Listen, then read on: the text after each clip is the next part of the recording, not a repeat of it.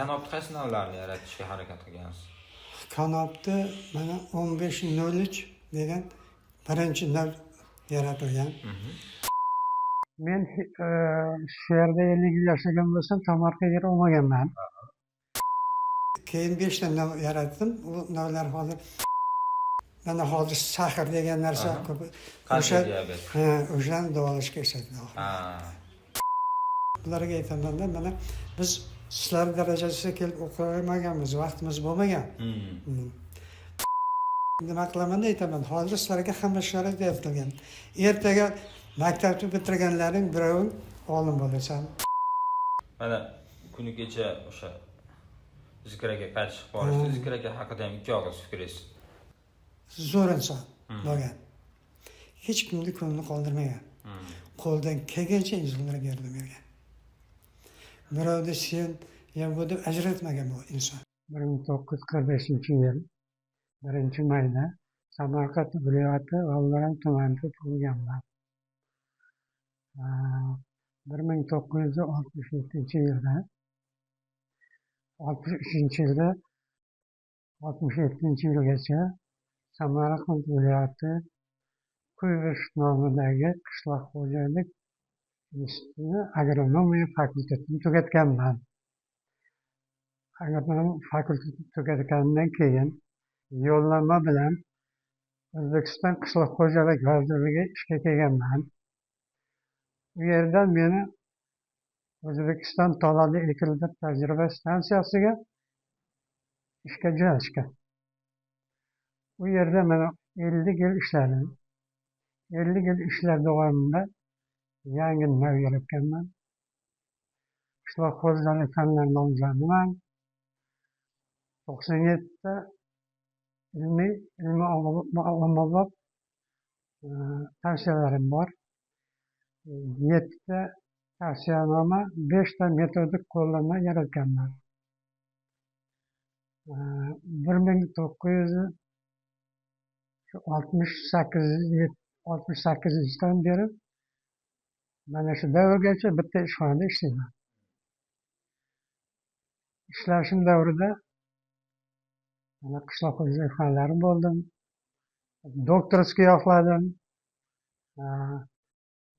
Maqollarim mana ko'rib turganda hamma bitta O'zbekistonda emas, chet davlatlardan maqollarim bosilib chiqilgan. Men hozir 1967-yildan beri shu mahallada yashayman. Mana 55 yil bo'ldi yashaganimga. Oilamda 5 ta ayolim ham 5 ta farzandim bor. Qishloq xo'jalikka kirishga o'zim sababchi bo'lganman. Menga turtki bo'lgani, men o'zi asli boshida militsiyaga kiraman deb nimani maktabni bitirgancha unaqa yurdim. Maktabni bitirgandan keyin otam qishloq xo'jaligida ishlaganlar. Sovxozda direktor bo'lgan. Shu o'zimga turtki bo'lib, keyin qishloq xo'jalik institutiga kirib ketganman. Men shu yerda 50 yil yashagan bo'lsam, Tomarga yer olmaganman. Hovlim bor. Hovlimda mana buklet chiqargancha ham pomidor, bodring, sabzi, baqlajon ekib shularni foydalanib turaman. Shu faoliyatimda qishloq xo'jalik bo'yicha mana tavsiyanoma bor, tavsiyanomalarimni chiqaraman. Soya bo'yicha tavsiya chiqarganman. Qishloq xo'jalik bo'yicha shol navlarini ishlaganman, ilmiy ish qilganman. Undan tashqari deputat bo'lganman. Keyin bir Kanop navlari ishlagan. Oxirgi 3 yil ichida sholchilik institutida soya bilan shug'ullanganman. Soya yetishtirib shug'ullanganman. Kanopni qaysi navlarini yaratishga harakat qilgansiz? Kanopni mana 1503 degan birinchi nav yaratilgan. Undan keyin mana men O'zbekiston 1574 nav yaratdim o'zim. 8 yil ichida. Undan keyin mana keyingi navlardan keyin 5 ta nav yaratdim. U navlar hozir hammasi eslamayapman. U pensiya chiqqan navlarimdan ilgari tanlov hisobida yana bitta 2 ta nav yaratganman. U navlarda hozir nima qishloq xo'jaligi rivojlantirish uchun berganmiz. Lekin kanopchilik sohasini qisqartirib yuborgandan keyin kanop bilan shug'ullanmay qo'yganman. Tolasi qishloq xo'jaligida birinchi qonar, ip, gazlama yog' olinadi bundan. Keyin mana bu olingan arqon nimalar hammasi parashyutda ishlatiladi. U suvga chidamligi sababli nimada paraxodlarga nima qiladi, parashyutlarga. Keyingi vaqtlarda shuni tolasidan katta mana samolyotlarni ham tushirishga ishlatilgan bular. Keyin bu yong'inga qarshi chidamli bu. Yani chidamli. Bundan urug' olinadi. Urug'ni yog'i mana mashina sozlikda, traktor nima sozlarda ishlatiladi yog'i. U toza yog' chiqadi. Undan keyin toza yog'ning yana bitta xususiyati bor bu insonni mana hozir sahr degan narsa ko'p o'shani davolashga ishlatiladi. Ergash ota, mana shu qishloq xo'jaligiga umringizni bag'ishlagansiz-da. Qishloq xo'jaligi sohasida oziq-ovqat xavfsizligida, mana shu qishloq xo'jaligi tolali ekinlarda sarflagansiz. Hozirgi kunda hozirgi kunda nuroniylar bilan birgalikda ish olib boryapsiz. Hozirgi kunda tumanni nuroniylar jamg'arma a'zosiman hozir. Ergash ota, mana siz hozir aytib o'tdingizda 1945-yil 1-may kuni tug'ilgan ekansiz. Siz yoshligingiz endi o'sha sobiq ittifoq davlatida urush tugab, endi o'zini qayta tiklayotgan vaqtlarga to'g'ri keladi. Taxminan o'zingiz esingizni taniganingizda bir 6-7 yosh bo'lgan paytlaringizda ocharchilik davrlari bo'lgan u paytda. Men eshitganman, meni ham rahmatli dadam ozgina bug'doyni sholisini sotib turib, uylanib, o'sha o'qituvchilik bilan shug'ullangan, sal ilmi bo'lganligi uchun. Mana o'sha paytlarda juda qiyinchiliklar bo'lganda, zog'ora nonlar yeyishgan, to'g'rimi? Makkadan non yeyishgan. Hozirgi kun bilan o'sha davrni solishtirib bera olasizmi? Solishtirib bera olaman. Mana 45-yil nima qilgan bo'lsak, birinchi klassga men 7 yoshimda borganman. 51 yoshimda borganman. U vaqtida sharoit juda og'ir edi. Biz birinchi klassga borgan vaqtimizda u vaqtda bug'doy yo'q edi. Bug'doy yo'q edi. Ocharchilik vaqti degan payt bo'lganda, shu vaqtda biz arpa uni yeganmiz. Undan keyin Makkadan non qilib yeganmiz. Keyin undan keyin yashash davrimizda, o'qish davrimizda sharoit bo'lmaganlikdan kiyim-kechaklar ham olish juda qiyin bo'lgan. Uni nima qilaman? Uni juda og'ir edi.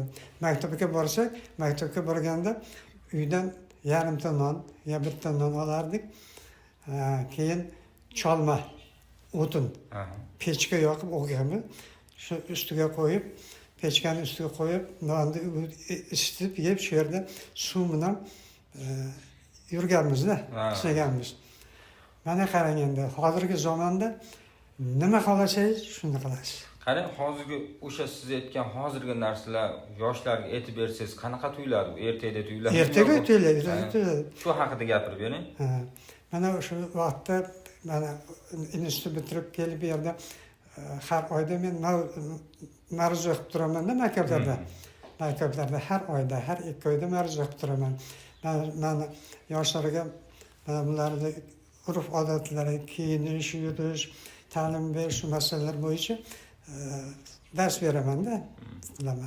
Shu davrda o'quvchilar so'raydi, vaqtda bir o'quvchilar ichida ham bir nima rivojlanib ketayotgan yigitlar, bolalar bor-da, o'zini nima qiladigan so'rab qo'yadi. Keyin ozroq tushuntirib bergandan keyin hozirgi vaqtdagi narsani solishtiraman. Tushuntirib solishtirib. Keyin ularga aytaman, baraka topinglar. biz shu vaqtda ochilishlik vaqtda tug'ilganmiz, shu vaqtda o'sganmiz. Mana sizlar davrlaring keldi. Endi sizlar shu hozirgi davrga qarab xohlasangiz o'qiysiz, xohlasangiz sportga borasiz, xohlasangiz futbolga borasiz, boshqa narsalarni turib keyin bitta narsani bularga aytamanda, mana biz sizlar darajasiga kelib o'qimaganmiz, vaqtimiz bo'lmagan. Mana institutda o'qigan vaqtimizda ham shu vaqtda ham biz zig'ir nima arpa un yeganmiz. Institutda o'qib yurgan vaqtimizda ham hamma nimasini yeganmiz. Tarix nimalarni yeganmiz. Tarixda maydalab o'sha paytda yeganmiz. Ana endi bularga kecha nimada so'raganda javob nima qilaman aytaman. Hozir sizlarga hamma sharoit yaratilgan. Ertaga maktabni bitirganlaring biroving olim bo'lasan, biroving o'qituvchi bo'lasan, biroving uchuvchi bo'lasan, biroving katta bir dargohda direktor bo'lasan yoki bir mana poshshamizga o'xshab deyman prezidentga ishlari mumkin. Shuning uchun hozirgi zamonda sizlarga sharoit berilgan sharoitda hamma narsani basham o'qib yurishinglar kerak deb maslahat beraman ularga. Agar mana Ergashtovda hozirgi kunda orzu armonlaringiz bormi, qolib ketganlari? Orzularim qolib ketgan, hammasini qildim. Amalga oshgan. Hammasini bajarganman. Hammasini bajarganman. Ota-ona hamma sharoit yaratishganmi yoshligingizda? Yo'q. Ota-onamiz onam 6-klassda qaytib ketgan. 6-klassda. Otam 76-yilda qo'shib qilgan. Men o'zim Sog'liqda katta bo'lganman. Institutda ham juda qiyin o'qidim. Institutda men oyog'imga turli kiyim kiymaganman. Issiq vaqtda qishda etikda borardim institutga. Uyalmas edim. Chun bilim kerak, o'qish kerak edi. Yozgi kunida. Yozgi kuni shu nimagacha sentyabrgacha turlida yurardim. Bitta turlini 12 yil kiyganman. Keyin mana bu nimadan keyin oktyabrdan keyin etik kiyardim. Sovuq, ilojim yo'q, boradi. Odamlar kuladimi, kulmaydimi, bu nimani men qiziqtirmas edi.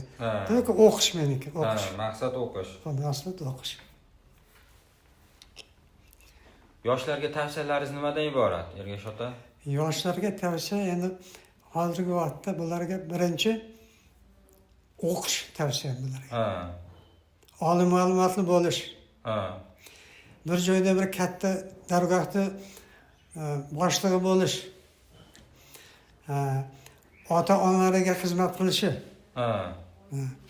Shularni rohatini ko'rishi. Undan keyin yana bir masala, masalan bularga nima qilganda qariyalar kelyapti yo'lda. Avtobusdan tushgandan keyin aytayapman-da, qo'llaridan narsalarni olgan. Uylariga kuzatib qo'ygan. Undan tashqari mana bularga bo'sh vaqtlarida yotib qolganlar. Nima boquvchisi yo'q, keyin nima o'zi ish qilolmaydigan odamlarni uyiga borib, shularni yerni chop berardik. Uzum bog'larni qirqib berardik. Demak, mehnatkashlikni bola o'rganish kerak. O'rganish kerak. Mana kuni kecha o'sha Zikraga qaytib borishdi. Zikraga haqida ham ikki og'iz fikringiz. Xudo rahmatli Zikra akam, men bir akam bilan men 1918-yilda 2018-yilda tanishganman. Ikkalamiz birga tanishganmiz. Bu kishi endi shu Nuroniylar jamg'armasida boshliq bo'lib kelgan. Keyin men chaqirdi.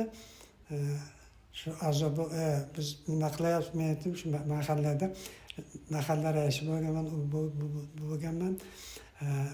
Birga ishlasak bo'ladimi degan. Men aytdim, ishlaymiz birga dedim. Shundan keyin mana 8 yildan beri birga ishladik.